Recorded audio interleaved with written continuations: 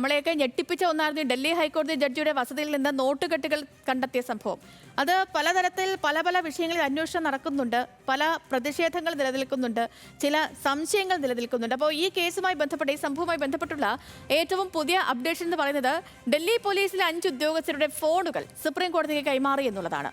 സംഭവ സ്ഥലത്ത് ആദ്യം എത്തിയ തുഗ്ലക് ലൈൻ പോലീസ് സ്റ്റേഷനിലെ SHO അടക്കമുള്ളവരുടെ ഫോണുകളാണ് കൈമാറിയത്. അപ്പോൾ ഈ വിഷയവുമായി ബന്ധപ്പെട്ടുള്ള കൂടുതൽ അപ്ഡേറ്റുകളുമായി ഡൽഹിയിൽ നിന്ന് ശരത് ലാൽ നമുക്കൊപ്പം ചേരുന്നുണ്ട്. Sarath, good morning. ഞാൻ പറഞ്ഞതുപോലെ ഈ സംഭവം നമ്മളെന്നല്ല നമ്മുടെ രാജ്യത്തെ തന്നെ ഞെട്ടിപ്പിച്ചതാണ്. ജുഡീഷ്യറിക്കേറ്റൊരു കളങ്കം എന്ന് പോലും വിലയിരുത്തലുകൾ ഉണ്ടായ ഒരു സംഭവമാണ് ഇത്. അപ്പോൾ ഇതിലിപ്പോൾ ഈ കൊളീജിയം പറഞ്ഞ മൂന്നംഗ സമിതിയുടെ കമ്മീഷന്റെ അന്വേഷണം നടക്കുന്നുണ്ട് ഒരു വശത്ത്. മറ്റൊരു വശത്ത് അലഹബാദ് ഹൈക്കോടതിയിലേക്ക് ഇദ്ദേഹത്തെ വീണ്ടും സ്ഥലം മാറ്റിയതിൽ അവിടെ ഒരു പ്രതിഷേധം നടക്കുന്നുണ്ട്.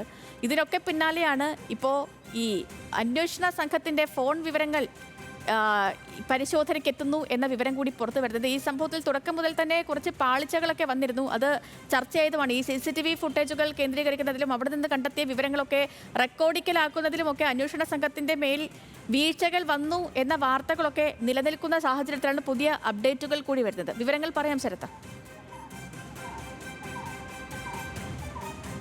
Good morning Sethulakshmi. കാരണം വളരെ പ്രധാനപ്പെട്ട ഒരു നീക്കമാണ് ഇപ്പോൾ ഡൽഹി പോലീസ് സുപ്രീം കോടതി രജിസ്ട്രിക്കും അല്ലെങ്കിൽ ഇൻ്റലിജൻസ് വിങ്ങിനും നൽകിയിരിക്കുന്നത്. കോടതിക്ക് സ്വന്തമായ ഒരു അന്വേഷണ ഇൻ്റലിജൻസ് വിങ് ഉണ്ട് സുപ്രീം കോടതിക്ക്, അതുപോലെ ഹൈക്കോടതിക്കുമുണ്ട്.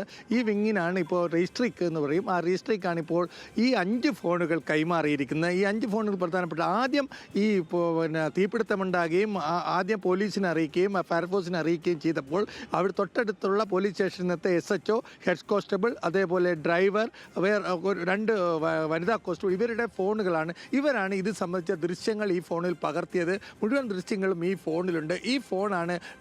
ഈ ഫോണുകളാണ് ഇപ്പോൾ ഡൽഹി പോലീസ് കമ്മീഷണർ ഈ ഫോണുകൾ സുപ്രീം കോടതി രജിസ്ട്രിക്ക് കൈമാറിയത്. ഇതിലുള്ള പൂർണ്ണമായ വിവരങ്ങൾ ഈ 3 അംഗ കമ്മിറ്റിക്ക് ലഭ്യമാക്കുക എന്നതുള്ളതാണ് ഉദ്ദേശം. അതേപോലെ ഫയർഫോഴ്സിലെ 12 ജീവനക്കാരുണ്ട്. ഈ 12 ജീവനക്കാരെയും നേരിട്ട് തന്നെ മൊഴിയെടുക്കുമെന്നാണ് ഇപ്പോൾ ലഭിക്കുന്ന വിവരം. ഏതായാലും വളരെ ഊർജിതമായിട്ട് സുപ്രീം കോടതി ഈ അന്വേഷണത്തിൽ ഇടപെടുന്നു. ഈ അന്വേഷണ വിവരങ്ങൾ അപ്പോൾ തന്നെ സുപ്രീം കോടതിയുടെ വെബ്സൈറ്റിൽ പരസ്യപ്പെടുത്തണം എന്നൊരു നിർദ്ദേശവും ചീഫ് ജസ്റ്റിസ് നൽകിയിട്ടുണ്ട്. അന്വേഷണം സുതാര്യമായിരിക്കണം. അതിന് കാരണം എന്ന് പറഞ്ഞാൽ ഇന്നലെ വളരെ പ്രധാനപ്പെട്ട ഒരു മീറ്റിംഗ് നടന്നു.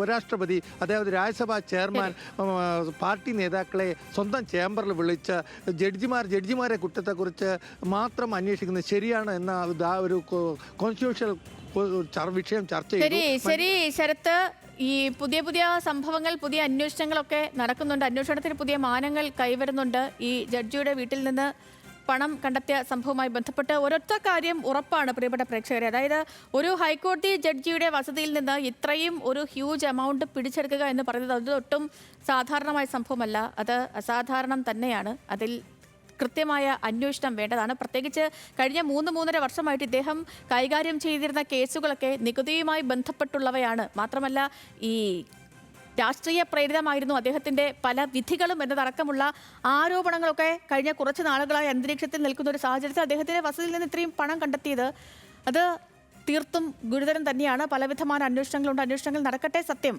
പുറത്തു വരട്ടെ.